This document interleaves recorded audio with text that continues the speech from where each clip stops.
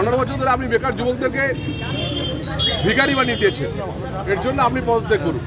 আজকে যুব মোর্চা শম্ভুনাথ এরা সব আজকে বোলপুরে আমাদের প্রোগ্রাম ছিল, নিয়োগ চাই বিজেপি তাই এখানে যোগ দিয়েছিল। আর সবচেয়ে বড় দৃষ্টান্ত হচ্ছে বীরভূমের মাটিতে কোথাও তো খুঁজতে হবে না, চাকরি কেষ্ট মণ্ডলের মেয়ের চাকরি গেছে, কারণ দুর্নীতি হয়েছে। এখানে বীরভূমে কয়েক হাজার ছেলেদের কাছে চাকরির টাকা নেওয়া হয়েছিল।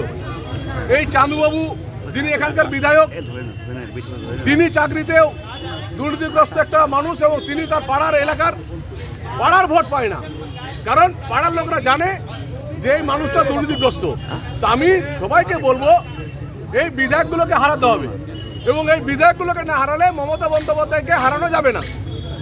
কারণ এখানে মমতা বন্দ্যোপাধ্যায়কে হারাতে হলে ব্যবসায়ীদেরও এক হতে হবে।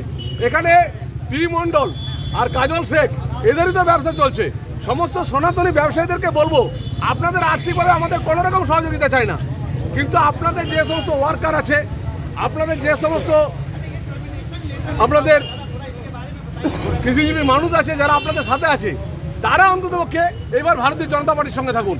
কারণ বীরভূমে যে সমস্ত ট্রাকগুলো চলে, সেই ট্রাকের যদি সঠিকভাবে টাকা আদায় হতো, যদি ফল চালান না হতো, তাহলে আজকে বীরভূমের যুবকদেরকে অন্য রাজ্যে কাজ করতে যেতে হতো না। আজকে বীরভূমের ছেলেদেরকে অন্য রাজ্যে কাজ করতে যেতে হচ্ছে। সবচেয়ে লজ্জার বিষয়, এখানে প্রতিদিন যে চালানটা ব্যবহার করা হয় সেটা কাজল শেখের জেলা সভাধিপতি হিসাবে তিনিও এটার ভাগবান, আর এখানের ডিএম তো আছেই, এরা সবাই ভাগবান।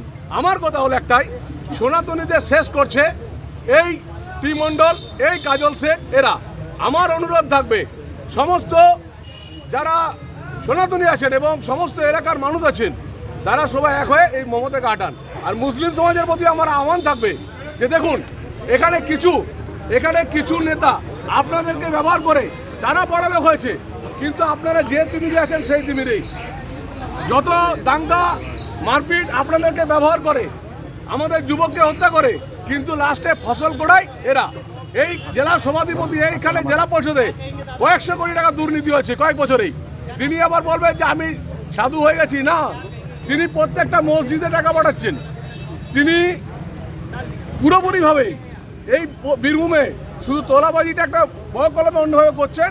আমার কথা হচ্ছে বীরভূমে যে টাকা আছে, যে খনিজ আছে, দেউচা পাচামি যদি চালু হতো, আজকে বীরভূমের যুবকদের যুবতীদের বাইরে যেতে হতো না। আমি তাই বলি এইবার 2026-এ আমার 12-র মধ্যে 9টা সিট আমরা 11-র মধ্যে 9টা সিট আমরা জিতবই।